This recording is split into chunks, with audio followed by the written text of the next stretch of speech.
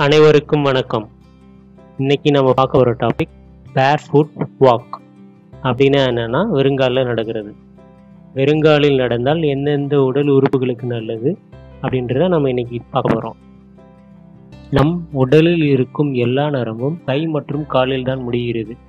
அதனால் அதற்கு அழுத்தம் கொடுத்தால் நம் உடலில் உள்ள எல்லா உறுப்புகளும் நன்கு இயங்க ஆரம்பிச்சிடும்.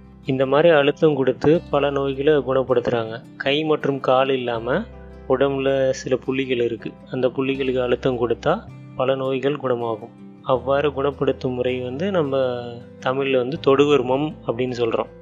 இங்கிலீஷில் அதுக்கு பேர் அக்குப்ரெஷர். இந்த முறையும் தமிழகத்தில் இருந்தாங்க போயிருக்கு எல்லா நாட்டுக்கும். இதை நமக்கு நாமே கைகள் மற்றும் கால்களுக்கு அழுத்தம் நம்மளே கொடுத்துக்கலாம். தினமும் 15 முதல் 30 நிமிடம் வெறுங்காலில் நடந்தால் மிகவும் நல்லது. அவ்வாறு நடக்கும் பொழுது புல் மற்றும் கூழாங்கல் மீது நடந்தால் நன்மை பல மடங்காகும். இந்த கூழாங்கல் நடைபயிற்சி சைனாவில் மிக சர்வசாதாரணமாக பயன்படுத்துகிறாங்க. எல்லா பார்க்லையும் கண்டிப்பாக கூழாங்கல் நடைபயிற்சி செய்வதற்காக கூழாங்கல்லை நல்லா பதிச்சு வச்சுருப்பாங்க. நாம் இப்போது தான் சமீப காலமாக இதை பயன்படுத்துகிறோம். இதனால் நமக்கு பல நன்மைகள் இருக்குது. நம்ம நடந்த பிறகு நம்மளோட மைண்டு அண்ட் பாடி ரெண்டுமே ரிலாக்ஸ் ஆயிரும். மேலும் இது இன்சோமியா என்னும் தூக்கமின்மை நோயை குணப்படுத்துது. ஏன்னா நம்ம மைண்டு பாடி ரெண்டுமே ரிலாக்ஸ் ஆகிற காரணத்தினால தூக்கம் தானாகவே வந்துடும்.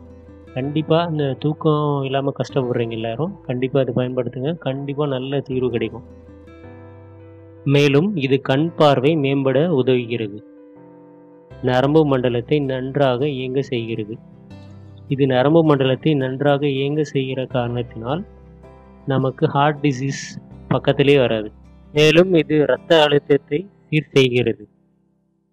இவ்வளோ நன்மை தர இந்த கூழாங்கல் நடைபயிற்சி உங்கள் வீட்டு தோட்டத்திலையும் மற்றும் லான்லேயும் கண்டிப்பாக இருக்க வேண்டியது. இதில் நடக்கும் பொழுது ஃபஸ்ட்டு கொஞ்சம் கஷ்டமாக இருந்தாலும் தினமும் நடந்து பயிற்சி செஞ்சால் கண்டிப்பாக நம்ம செஞ்சிடலாம். மேலும் இதை அரசாங்கமே முன் அரசு பூங்காவில் எல்லாத்தையும் இதை வச்சாங்கன்னா மக்களுக்கு ரொம்ப நன்மையாக இருக்கும். வாழ்க தமிழ், வளர்க தமிழ் இனம். மீண்டும் நாம் இன்னொரு பதிவில் சந்திப்போம். நன்றி, வணக்கம்.